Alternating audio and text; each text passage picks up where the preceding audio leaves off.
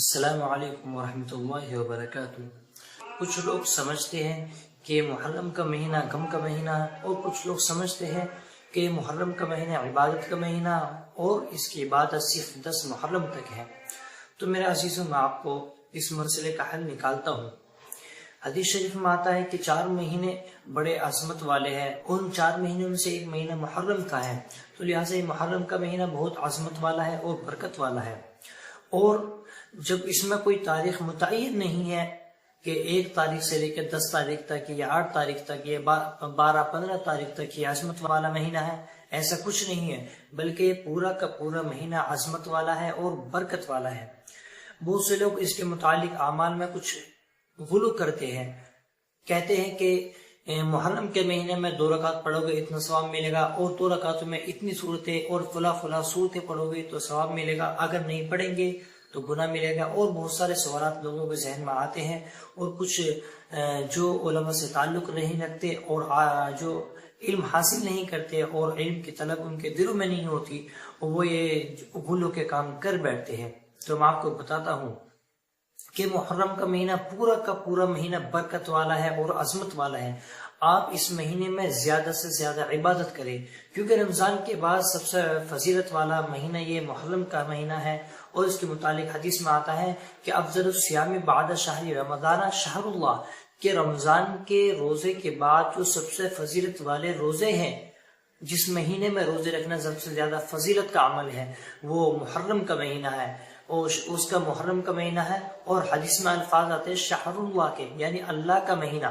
اللہ کا مہینہ کون سا ہے؟ وہ اللہ کا مہینہ وہ ہے جس کو تم محرم کہتے ہو۔ تو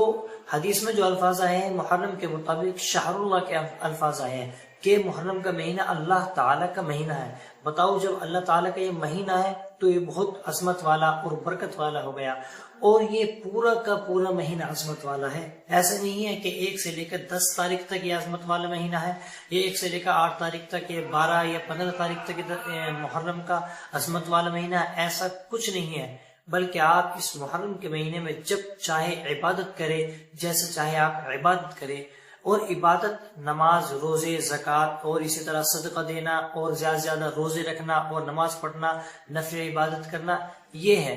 اور اس کے لیے کوئی خاص عمل نہیں ہے کہ فلاں عبادت آپ کو کرنی ہے محرم کے مہینے میں یا فلاں کام آپ کو کرنا ہے، ایسا کچھ بھی ہماری شریعت میں نہیں ہے۔ بلکہ حدیث میں آتا ہے، روزے کے متعلق آتا ہے کہ اس میں زیادہ سے زیادہ روزے رکھے جائیں۔ روزے کے متعلق آتا ہے کہ سب سے زیادہ فضیلت والے روزے رمضان کے بعد، کیونکہ اس محرم کے مہینے میں ہے، اور یہ محرم کا مہینہ اللہ کا مہینہ ہے، اور اللہ تعالیٰ کے نزدیک بہت زیادہ فضیلت والا مہینہ ہے محرم کا مہینہ۔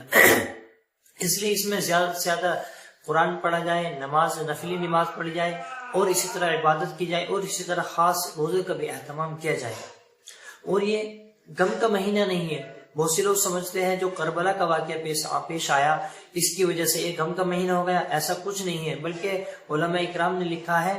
کہ محرم کے مہینے میں شروع سے ہی لے کر حضرت حسین رضی اللہ عنہ کے واقعات کے پیش آنے سے پہلے تک بہت سارے واقعات محرم کے مہینے پہ پیش آئے ہیں۔ محرم کے مہینے میں بہت سارے واقعات پیش آئے ہیں، کیونکہ اور کربلا کا واقعہ خاص سمجھ کر اس میں غم کا مہینہ سمجھنا یہ ہماری شریعت میں نہیں ہے۔ بلکہ علماء نے لکھا ہے کہ محرم کے مہینے میں حضرت حسین رضی اللہ تعالیٰ عنہ کے شہادت کا واقعہ کا پیش آنا، یہ ان کی فضیلت کا عمل ہے، یہ ان کی فضیلت میں اور اضافہ کر دیتا ہے کہ محرم کے مہینے میں ان کی شہادت ہوئی، اور شہادت بھی اللہ تعالیٰ کے نزدیک بہت پسندیدہ عمل ہے، اس لیے غم کا مہینہ بھی نہیں ہے۔ اور یہ پورے مہینہ خوشی کا ہے، پورا مہینہ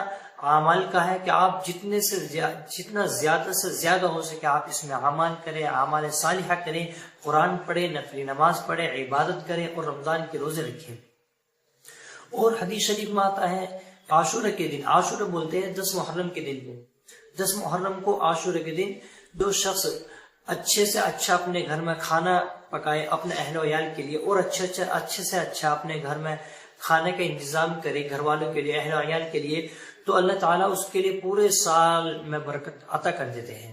یعنی عاشورے کے دن جو شخص اچھے سے اچھا کھانا پکاتا ہے اپنے اہل و عیال کے لیے، اپنے گھر والوں کے لیے، تو اللہ تعالیٰ اس کے لیے پورے سال کے لیے رزق میں برکت عطا کر دیتے ہیں، اس کو اچھے سے اچھا کھانا عطا کیا جاتا ہے۔ تو اس لیے عاشورے کے دن آپ اپنے لیے، اپنے اہل و عیال کے لیے اچھے سے اچھا کھانا بنائیں اور اچھے کپڑے پہنیں، جس کی جیسی حیثیت ہو وہ اسی کے مطابق کام کرے، انشاءاللہ آپ کے رزق میں برکت ہوگی۔ رمضان کے روزے کی فرضیت سے پہلے یہ 10 محرم کا روزہ فرض سمجھا جاتا تھا۔ نبی کریم صلی اللہ علیہ وسلم جب مدینہ تشریف لائے تو یہودیوں کو دیکھا، اہل کتاب کو دیکھا کہ وہ 10 محرم کا روزہ رکھتے تھے، تو آپ نے بھی 10 محرم کا روزہ رکھنا شروع کر دیا، اور آپ اس کا حکم بھی فرماتے تھے کہ 10 محرم کا روزہ رکھو، تو اس لیے آپ بھی روزہ رکھیں۔ اور 10 محرم کے روزے کے متعلق بیان کیا جاتا ہے کہ آپ 9-10 کا رکھ لیں یا 10-11 کا رکھ لیں، اسی طرح آپ تینوں دن کا رکھ لیں، یہ بھی بڑی فضیلت کا عمل ہے۔ اگر آپ 9-10 کا یا 10-11 کا روزہ رکھنا نہیں چاہتے تو صرف آپ 10 کا روزہ رکھ لیں، آپ کو انشاءاللہ ثواب مل جائے گا۔ اللہ تعالیٰ عمل کی توفیق عطا فرمائے۔